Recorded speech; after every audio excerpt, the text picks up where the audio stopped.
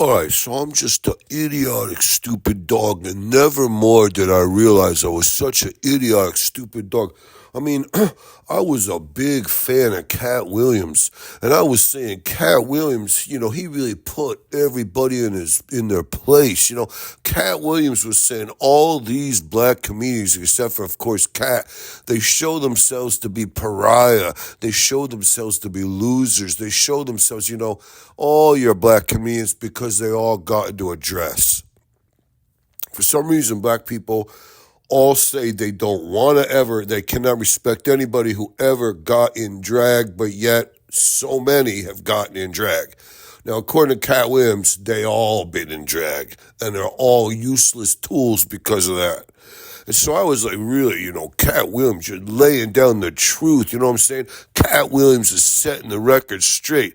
And then I seen Katt Williams on Willie D's or something like a Willie D Live or something along these lines. So Katt Williams, he starts talking about where he was growing up in Dayton, Ohio. Now, according to like a minute and a half of this podcast, when Katt Williams was making $6,000 a year shoveling sidewalks when he was 10. That's back in the old days when, they didn't even pay that much for shoveling a sidewalk. That seemed a little bit fishy. Then Katt Williams says he left home. He got emancipated. He left home when he was 13 because he said Jesus left home when he was 13. And then Willie D says, wait a minute, you were cognizant at the age of 13 that Jesus left home at 13? And I'm sitting here like a stupid dog. And it's like, guys, Jesus didn't leave home when he was 13. He traveled with his family to go do whatever they did in the Hebrew times back then, when every once in a while, they all traveled someplace, kind of like Mecca, but for Jews. You see what I'm saying? And when they left to come back home, Jesus stayed behind in the synagogue to talk to all the Pharisees and the Sadducees. They went back and got Jesus. They collected Jesus, and they brought Jesus back, and Jesus stayed with his family till he was 33.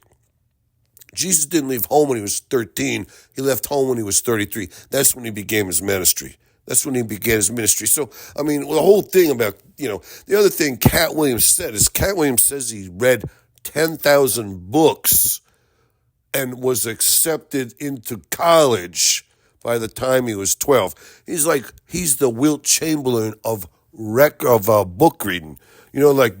Will, you banged 10,000 women, 30,000 women. Like, Will, can you shoot the free throw? He's under the basket saying, first let me plank this woman.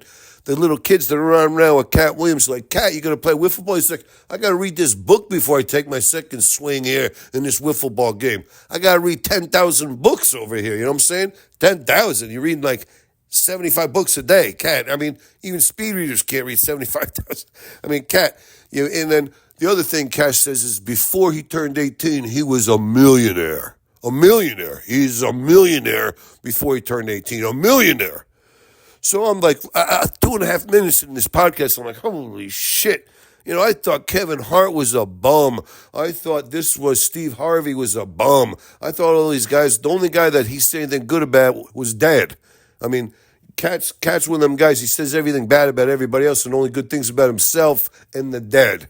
I was like, my God, maybe Kevin Hart isn't such a lowlife after all. Because this Katt Williams, he must be schizophrenic. He must have a screw loose. He's got to have some bats in the belfry. Because this guy, he is a comic tour de force. He's a comic genius. I think it all comes from pain. I thought, Katt must have a lot of pain because he's such a great comedian. And I was like, no, he's not that he has a lot of pain. He's a nut job. He lives in a fantasy world. He's one of these guys that tells lies that you don't even have to tell. He tells lies that don't even make no sense. He read 10,000 books and made $1 million and was accepted to university by the time he was 12. Katt Williams. Jeez, what a piece of work this guy is.